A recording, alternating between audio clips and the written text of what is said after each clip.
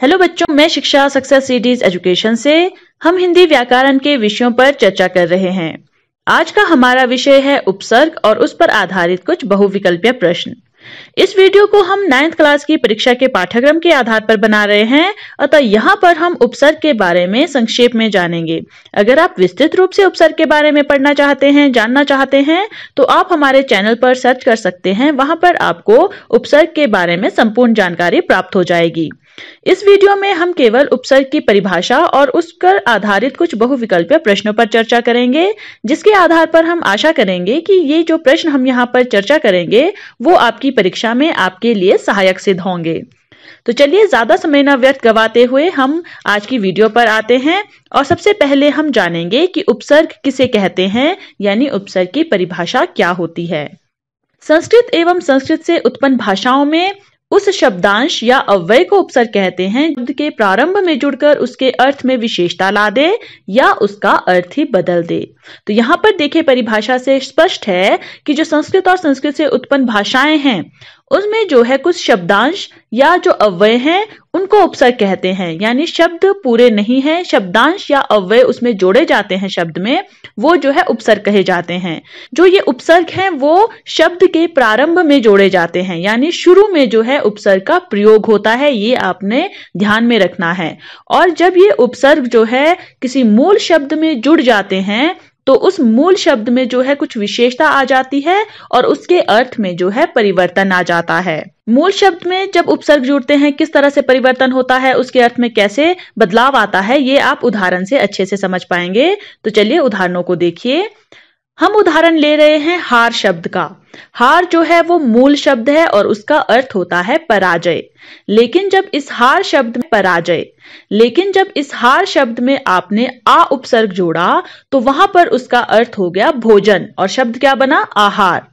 इसी तरह से जब हार शब्द में प्र उपसर्ग जुड़ा तो शब्द बना प्रहार और उसका अर्थ देखिए, उसका अर्थ हुआ मारना। तो देखिए, जो मूल शब्द था हार, उसमें अलग अलग उपसर्ग जोड़ने पर शब्द भी अलग अलग बन जाते हैं और उनके अर्थ में भी परिवर्तन हो जाता है। इसी तरह से उपसर्ग शब्दों में जोड़े जाते हैं जिससे जो है शब्द ही बदल जाते हैं और उनके अर्थों में भी परिवर्तन हो जाता है। इस वीडियो में हम उपसर्ग के बारे में केवल इतना ही जानेंगे। अगर आप उपसर्ग के बारे में और अच्छे से पढ़ना चाहते हैं तो आप हमारे चैनल पर सर्च कर सकते हैं। मोटे तौर पर हम आपको बता देते हैं कि जो उपसर्ग हैं वो 3 तरह के कहे जाते हैं, संस्कृत, हिंदी और विदेशी या उर्दू उपसर्ग। और इन्हीं के आधार पर जो है उपसर्गों को डिवाइड किया जाता है। वो आपको पता होना चाहिए कि कौन कौन से उपसर्ग होते हैं, तो वो आप हमारे चैनल पर सर्च कर सकते हैं, के बारे में पूरी जानकारी प्राप्त हो जाएगी। इस वीडियो में हम जो है अब उपसर्ग के कुछ बहुविकल्पीय प्रश्नों पर चर्चा करेंगे। तो चलिए प्रश्नों पर चर्चा करते हैं। पहला प्रश्न है, प्रवचन शब्द में किस उपसर्ग का प्रयोग हुआ है? तो यहाँ पर आपको 4 ऑप्शन दिए हैं, पर, प्र, प्रव या पर। तो यहाँ पर शब्द है प्रवचन। तो प्रवचन जो शब्द है उसमें देखिए प्रारंभ में क्या है, क्योंकि उपसर्ग जो है आपको बताया गया है कि वो प्रारंभ में जुड़ते हैं। तो सबसे पहले जो है प्र, और अगर हम प्र को अलग कर देते हैं तो जो शब्द है वो बन जाता है वचन। यानी जो मूल शब्द है वो वचन है और प्र जो है वो उपसर्ग है। तो हमारा जो दूसरा ऑप्शन है प्र, वो हमारा सही उत्तर है। प्रश्न नंबर 2 है, निर्जीव शब्द में किस उपसर्ग का प्रयोग हुआ है? तो यहाँ शब्द है निर्जीव और आपने ज्ञात करना है कि जो निर्जीव है उसमें कौन सा उपसर्ग है। 4 ऑप्शन है, निर, नी, नी या ऑप्शन के हिसाब से जो है शब्द से उपसर्ग को अलग करते हैं तो आपके पास क्या बचता है। सबसे पहले है निर। निर जो अगर आप शब्द से अलग कर दें तो आपके पास मूल शब्द बच जाता है जीव। ये आपका सही ऑप्शन हो सकता है, लेकिन आप अलग ऑप्शंस को भी रखकर देख सकते हैं कि अगर आप केवल नी को जो है इस शब्द से अलग करते हैं तो आपके पास क्या बच जाता है, रजीव। और रजीव जो है कोई मूल शब्द नहीं है। इसी तरह से जो तीसरा ऑप्शन है और चौथा ऑप्शन है उसमें भी अगर आप नी और न को अलग कर देते हैं, जो मूल शब्द है वो सही नहीं बनता है। तो हमारा जो पहला ऑप्शन है निर, वो हमारा सही उत्तर है कि निर उपसर्ग जोड़ने पर जो है निर्जीव शब्द बनता है। प्रश्न नंबर 3, सुचारू शब्द में किस उपसर्ग का प्रयोग हुआ है? तो जो सुचारू शब्द है उसमें कौन सा उपसर्ग जुड़ा है? आप ये ऑप्शन देख लीजिए, स, सु, सु, स्व। तो यहाँ पर जब आप शब्द को देखें सुचारू, तो उसमें आप सबसे पहला जो है सु, अगर आप उसे अलग कर दें तो जो मूल शब्द है वो रह जाता है चारू। तो ये जो है हमारा सही उपसर्ग है। और यहाँ पर देखिए सु आपको दो तरह से दिए गए हैं, ऑप्शन नंबर 2 और ऑप्शन नंबर 3 में। तो जो हमारा सु है वो शब्द देखिए छोटा ऊ की मात्रा वाला सु जो है यहाँ पर सही है, क्योंकि हमारे शब्द में भी जो है इसी तरह के सु का प्रयोग हुआ है। तो हमारा ऑप्शन नंबर 3 जो है वो हमारा सही उत्तर है, यानी सुचारू शब्द में सु उपसर्ग का प्रयोग हुआ है। प्रश्न नंबर 4, दुर्भाग्य शब्द में किस उपसर्ग का प्रयोग हुआ है? दुर्भाग्य शब्द में आपने ज्ञात करना है कि कौन सा उपसर्ग जोड़ा गया है। तो यहाँ पर देखिए ऑप्शन है दु, दू, दुब या दुर। तो यहाँ पर जो है जब आप अपने ऑप्शंस को अलग करते हैं तो आपके पास मूल शब्द क्या बच जाता है, ये आपने ध्यान में रखना है। तो अगर आप दू जो है अलग करते हैं शब्द से तो रह जाता है रभाग्य, और रभाग्य जो है कोई भी मूल शब्द नहीं है। दुब अलग करते हैं तो रह जाता है रआज्ञा, तो रआज्ञा भी जो है कोई मूल शब्द नहीं है। और अगर आप दुर जो है शब्द से अलग करते हैं तो रह जाता है भाग्य, और भाग्य जो है मूल शब्द है। अतः जो हमारा चौथा ऑप्शन है दुर वो हमारा सही उत्तर है, यानी दुर्भाग्य शब्द में जो है दुर उपसर्ग का प्रयोग हुआ है। प्रश्न नंबर 5, अस्थाई शब्द में किस उपसर्ग का प्रयोग हुआ है? यहाँ पर आपने ज्ञात करना है कि अस्थाई शब्द में कौन सा उपसर्ग प्रयोग में आया है। तो यहाँ पर 4 ऑप्शन है अ, आ, अस या अव। तो यहाँ पर देखिए जब आप अलग करते हैं शब्द से उपसर्ग को तो आपके पास क्या बच जाता है, अ आप अलग करेंगे तो रह जाएगा स्थाई। आ आप अलग नहीं कर सकते क्योंकि आपके शब्द में आ जो है वो प्रयोग नहीं हुआ है। अस आप जो है अपने शब्द से अलग करेंगे तो रह जाएगा था, कर ही नहीं सकते क्योंकि आपके पास अव जो है वो शब्द में प्रयुक्त नहीं हुआ है। तो यहाँ पर जो हमारा पहला ऑप्शन है अ वो हमारा सही उपसर्ग है, यानी अस्थाई शब्द में अ उपसर्ग का प्रयोग हुआ है। प्रश्न नंबर 6, आकर्षण शब्द में किस उपसर्ग का प्रयोग हुआ है? आकर्षण में देखना है आपने कि कौन सा उपसर्ग प्रयोग में आया है। पहला है अ, फिर है आ, फिर है अक और दूसरा है आक।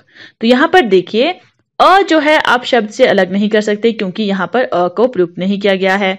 आ को अलग करेंगे तो रह जाएगा कर्षण, कर्षण जो है मूल शब्द है। अक अलग करेंगे तो रह जाएगा रशन, रशन जो है कोई मूल शब्द नहीं है।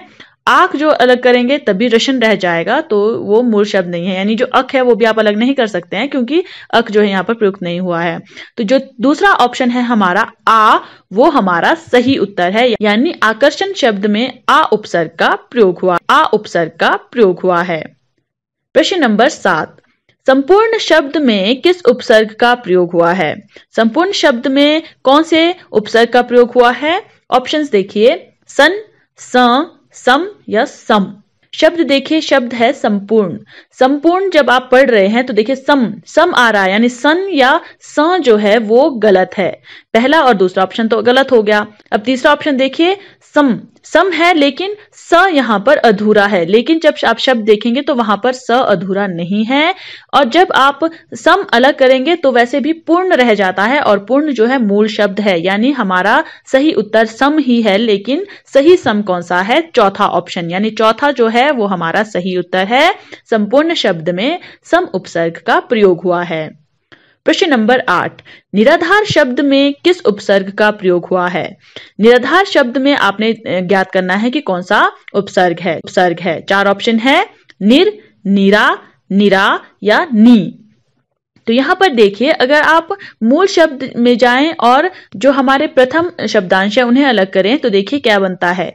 निर को अलग करेंगे तो रह जाएगा आधार, और आधार जो है वो मूल शब्द है। निरा अलग करेंगे तो रह जाएगा धार, धार भी मूल शब्द है लेकिन निरा जो है वो कोई उपसर्ग नहीं है। ये आपने ध्यान रखना है। जब आप दूसरी वीडियोस हमारी देखेंगे या फिर हमारी वर्ड फाइल्स को देखेंगे तो वहां पर आपको ज्ञात होगा कि कौन कौन से उपसर्ग हैं। वहां पर जो है आपको ज्ञात होगा निरा जो है कोई उपसर्ग नहीं है, इसलिए निरा जो है वो हमारे जो हमारा ऑप्शन है वहां से हम हटा देते हैं। और अगर नी को आप रखेंगे, नी को आप उपसर्ग मानेंगे तो राधार जो है कोई भी भी मूल शब्द नहीं है, इसलिए जो है जो निर है वो हमारा सही उत्तर है। यानी हमारा पहला ऑप्शन हमारा सही उत्तर है कि निराधार शब्द में निर उपसर्ग का प्रयोग हुआ है। निर उपसर्ग का प्रयोग हुआ है। प्रश्न नंबर 9। प्रश्न नंबर 9 है, परिवर्तन शब्द में किस उपसर्ग का प्रयोग हुआ है? जो परिवर्तन है उसमें कौन सा उपसर्ग जुड़ा है ये देखते हैं। 4 ऑप्शन है प्र, पर, परि, परि। तो यहां पर जो है प्र उपसर्ग का प्रयोग नहीं हुआ है क्योंकि प्र जो है शब्द में प्रयुक्त नहीं है। पर है, पर में जो है देखिए पर कोई उपसर्ग नहीं है, फिर भी अगर आप देखना चाहें तो अगर पर को आप अलग करते हैं तो रह जाता है इवर्तन, और इवर्तन जो है कोई भी मूल शब्द नहीं है। परि को आप अलग करते हैं तो रह जाता है वर्तन, और वर्तन मूल शब्द है। अतः हमारा परि जो है वो सही उत्तर है। लेकिन कौन सा वाला परि हमारा सही है ये देखिए, ग और घ में है परि, और परि जो बड़ी ई है वो हमारा कोई उपसर्ग नहीं है। यानी जब भी आप परि उपसर्ग लिखना चाहें तो वहां पर हमेशा छोटी ई का प्रयोग होता है। यानी हमारा तीसरा ऑप्शन सही उत्तर है, यानी परिवर्ती उपसर्ग का प्रयोग हुआ है। प्रश्न नंबर 10। उपदेश शब्द में किस उपसर्ग का प्रयोग हुआ है? उपदेश शब्द में कौन सा उपसर्ग है? 4 ऑप्शन देखिए, उप, उ, अव, अप। तो अप और अव जो है वो यहाँ पर प्रयुक्त नहीं हुए हैं, अतः ये हम हटा देते हैं। अब रह जाता है उ या उप। उ को आप अगर उपसर्ग रखें तो पदेश रह जाता है। पदेश जो है कोई भी मूल शब्द नहीं है, और अगर उप जो है आप उप शब्द से अलग करते हैं तो रह जाता है देश, और देश जो है वो मूल शब्द है। अतः हमारा जो पहला ऑप्शन है उप वो हमारा सही उत्तर है कि उपदेश शब्द में उपसर्ग का प्रयोग हुआ है। यानी उप जो हमारा उपसर्ग है उसका प्रयोग हुआ है। प्रश्न नंबर 11। दुर्व्यवहार शब्द में किस उपसर्ग का प्रयोग हुआ है? यहाँ पर 4 ऑप्शन है, दु, दुव, दुर या दुव। तो यहाँ पर देखिए शब्द से उपसर्ग को अलग करके देखते हैं। दु को अलग किया तो रह गया र व्यवहार। र व्यवहार जो है कोई नहीं है, यानी कोई भी मूल शब्द नहीं है। दुव को अलग किया तो रह गया रयवहार। रयवहार भी जो है कोई मूल शब्द नहीं है। दुर को अलग किया तो रह गया व्यवहार, और व्यवहार जो है मूल शब्द है। तो इस तरह से जो है हमारा जो तीसरा ऑप्शन है दुर वो हमारा सही उपसर्ग है। यानी दुर्व्यवहार शब्द में दुर जो उपसर्ग है उसका प्रयोग हुआ है। प्रश्न नंबर 12। प्रश्न नंबर 12 है, बहुवचन शब्द में किस उपसर्ग का प्रयोग हुआ है? ऑप्शन है ब, वह, व या बहु। तो यहाँ पर देखिए जो आपके शब्द हैं उसमें से आप प्रथम जो शब्द हैं या शब्दांश है उसे आप अलग करके देखिए। ब आपने अलग किया तो बच गया हु वचन। तो हु वचन जो है कोई भी मूल शब्द नहीं है। बह जो है आपने अलग किया तो बना उवचन। उवचन भी कोई मूल शब्द नहीं है। व आपने अलग किया तो भी अहुवचन बन गया, तो अहुवचन भी जो है कोई मूल शब्द नहीं है। बहु आपने अलग किया तो बच गया वचन, यानी वचन जो मूल है वो उपसर्ग जोड़ा गया है तब बना है बहुवचन। अतः हमारा जो चौथा ऑप्शन है बहु वो हमारा सही उत्तर है। प्रश्न नंबर 13। बेखटके शब्द में किस उपसर्ग का प्रयोग हुआ है? ऑप्शन है बे, ब, बेख या ब। तो यहाँ पर जो है जब आप शब्द से उपसर्ग को अलग करके देखें तो देखिए बे को आपने अलग किया तो बचा खटके। खटके जो है मूल शब्द है। ब को अलग किया तो बना इकहटके। इकहटके जो है कोई भी मूल शब्द नहीं है। बेख अलग किया तो बचा अखटके। अखटके भी जो है कोई मूल शब्द नहीं है। ब अलग किया तो बचा इकहटके, ये भी कोई शब्द नहीं है। अतः यहाँ पर जो है बे जो हमारा पहला ऑप्शन है वो हमारा सही उपसर्ग है, अर्थात बेखटके शब्द में जो है बे उपसर्ग का प्रयोग हुआ है। प्रश्न नंबर 14। प्रतिदिन शब्द में किस उपसर्ग का प्रयोग हुआ है? प्रतिदिन शब्द में जो है कौन सा उपसर्ग जुड़ा है ये आपने देखना है। 4 ऑप्शन है, प्र, पर, प्रति, प्र, पर, प्रति या प्रत। तो यहाँ पर जो प्रतिदिन शब्द है उसमें आप उपसर्ग को अलग करके देखिए। प्र को अलग किया तो बचा ती दिन। ती दिन जो है कोई भी मूल शब्द नहीं है। पर अलग किया तो जो है बना ती दिन, ये भी नहीं है। प्रति अलग किया तो बचा दिन। दिन जो है वो मूल शब्द है, अतः ये हमारा सही उत्तर हो सकता है। चौथा ऑप्शन भी आप रख के देखिए।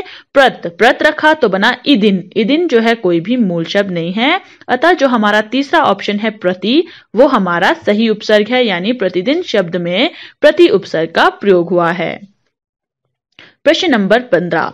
समायोजन शब्द में किस उपसर्ग का प्रयोग हुआ है? समायोजन जो शब्द है उसमें कौन सा उपसर्ग जुड़ा है? आप ऑप्शंस को देखिए। सम, समा, स या स। तो यहाँ पर जो ऑप्शंस हैं उनमें से आप उपसर्ग को अलग करके देखिए। सम को अलग करके देखा तो बचा आयोजन, वो मूल शब्द है। आयोजन वो मूल शब्द है, इसलिए ये हमारा सही उत्तर हो सकता है, लेकिन सभी ऑप्शंस को रखकर देखिए। समा को अलग किया तो बचा योजन। योजन भी जो है मूल शब्द है, लेकिन समा जो है वो कोई भी उपसर्ग नहीं है, ये आपने ध्यान में रखना है। स को अलग किया तो बना मायोजन। मायोजन कोई मूल शब्द नहीं है, और स को आप अलग नहीं कर सकते, यहाँ पर स का प्रयोग नहीं हुआ है। अगर आप इसको सम भी करें तो भी जो है ये प्रयुक्त नहीं हुआ है, क्योंकि सम जो है वो स म पूरा जो है प्रयुक्त हुआ है। यानी जो हमारा पहला ऑप्शन है सम, वो जो है हमारा सही उत्तर है, यानी समायोजन शब्द में सम उपसर्ग का प्रयोग हुआ है। प्रश्न नंबर 16, चिरायु शब्द में किस उपसर्ग का प्रयोग हुआ है? चिरायु जो शब्द है उसमें आपके किस उपसर्ग को प्रयुक्त किया गया है, ये आपने ज्ञात करना है। तो ये आपके ऑप्शंस है ची, चिरा, चर या चिर।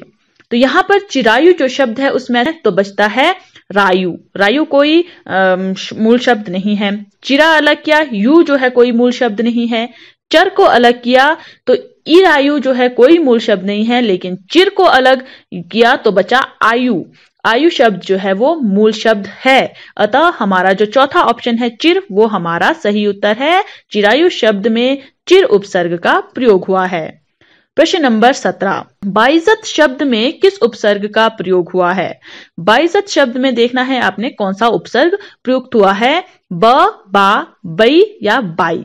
तो यहां पर देखिए, ब को आपने शब्द से अलग किया तो बचा इज्जत, तो ये जो है कोई मूल शब्द नहीं हुआ।